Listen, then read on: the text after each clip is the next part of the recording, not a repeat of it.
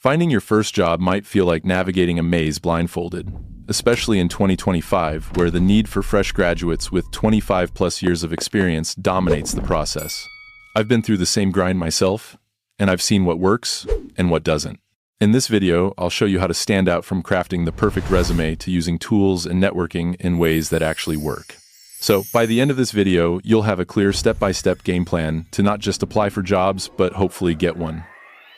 When most people start their job search, they fall into the same traps.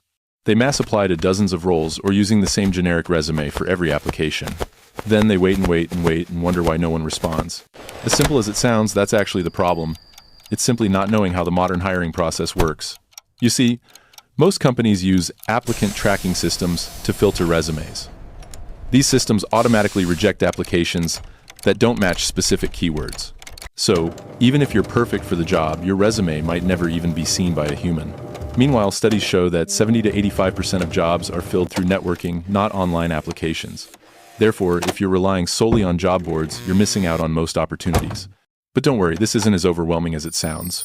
Before applying for any job, you need to know what you're bringing to the table. Employers want someone who can solve their problems, not just some warm body to fill a role. To figure out what you offer, you can start with this simple exercise. First, write down 3 skills you're good at. Don't overthink it. Literally just jot down any skill that comes to mind. Next, identify one specific way each skill could benefit a company. Think about the value you could bring. Doesn't matter what area. Then third, think of real examples that prove you have these skills. For example, if you're great at graphic design, your proof could be creating posters for a school event or designing social media graphics for a small business. If you're organized, maybe you managed a project in college or planned a group trip. Don't worry if you feel like your skills are too basic. The key is framing them in a way that highlights value. For instance, instead of saying, "I know how to use Excel," you could say, "I created a budget tracking system that saved my club $500. Small shifts like this can make a big difference. Now that you know what you offer, it's time to create a resume that showcases it. Most resumes fail because they're generic and unfocused. Recruiters spend about 6 seconds scanning a resume before deciding if it's worth reading further, so yours needs to grab attention immediately. Here's how you can do it. Number 1, use keywords. Start by analyzing the job description. If it mentions skills like data analysis or customer service, make sure those words appear in your resume. Number 2, highlight achievements, not tasks. Don't just list responsibilities like handled customer inquiries. Instead, write resolved 50+ customer inquiries daily, improving satisfaction rates by 15%. Number 3, keep it clean. Avoid flashy designs or fonts. Applicant tracking systems, or ATS, often can't read them. Stick to a simple format that's easy for both humans and bots to read. On the other hand, your resume should be tailored to each job. Yes, it takes more effort, but it dramatically increases your chances of getting noticed. Tools like Canva and ZD offer ATS-friendly templates that can save you time. Now that you have a solid resume, it's time to make sure it gets seen, and networking is how you make that happen. Networking is one of the most effective ways to land a job, and it doesn't have to be as intimidating as it sounds. It's simply building genuine connections with people who can offer insights or refer you to opportunities in the future. That's where the real gold mine is. By reaching out to the right people, you're opening doors that job boards simply can't. Start with people you already know. Tell your friends, family, or professors that you're job hunting. You don't need to ask them for a job directly. Instead, say something like, "I'm looking for opportunities in this or that field. Do you know anyone I could talk to for advice?" If you don't have existing connections, LinkedIn is always one of the best places to go.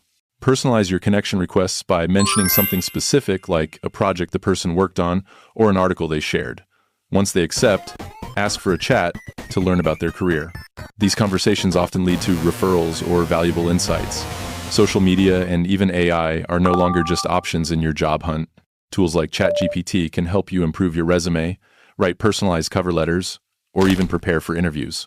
For example, you can paste a job description into ChatGPT and ask it to rewrite your resume to better match the role. Then, you do the cleanup process. You don't need to rely on AI entirely, but you can use it to help refine your content. AI can improve your grammar, make your writing more concise, and ensure it's clear and professional, especially if it's your first time. Just remember, the content should still be your own. AI is there to enhance it, not replace it. As for social media, LinkedIn is the obvious choice when it comes to job hunts, especially online. But platforms like Twitter and TikTok can also be powerful if used strategically. Share posts about your skills, industry insights, or personal projects. For instance, if you're into coding, post about a small app you built, or if you're a writer, share snippets of your work. It's very important to be mindful of your online presence. Employers often check social media profiles, so make sure yours aligns with the professional image you want to present. And I'm sure I don't need to remind you of your digital footprints, right? Right? Once you've landed an interview, the real work begins.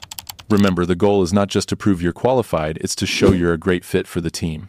Here's a simple framework to prepare. Research the company. Before going to the interview itself, make sure to look into their mission, values, and recent news. This shows you're genuinely interested.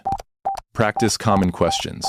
Use the STAR method: situation, task, action, result to answer behavioral questions. For example, tell me about a time you solved a problem becomes a story with a clear beginning, middle, and end.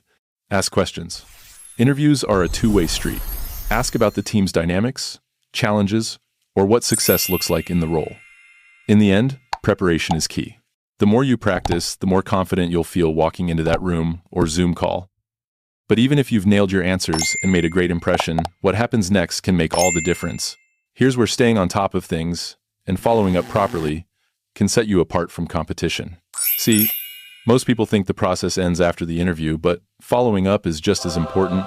Simply send a thank you email within 24 hours mentioning something specific you discussed. This not only shows appreciation, but keeps you top of mind. If you don't hear back, don't assume the worst. Follow up again after a week with a polite email expressing continued interest. Persistence, when done professionally, often pays off. Finding your first job doesn't have to be overwhelming.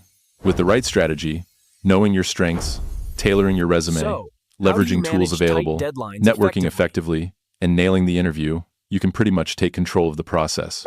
It's also crucial to stay adaptable as you move forward. Sometimes the traditional route might not be the best fit, and that's okay. As you explore opportunities, think about how your skills could be applied in unconventional ways like freelancing, side projects, or even building your own brand. With the rise of remote work and gig economy platforms, the traditional 9-to-5 isn't the only path anymore. Another thing to keep in mind is that job searching doesn't happen in a vacuum.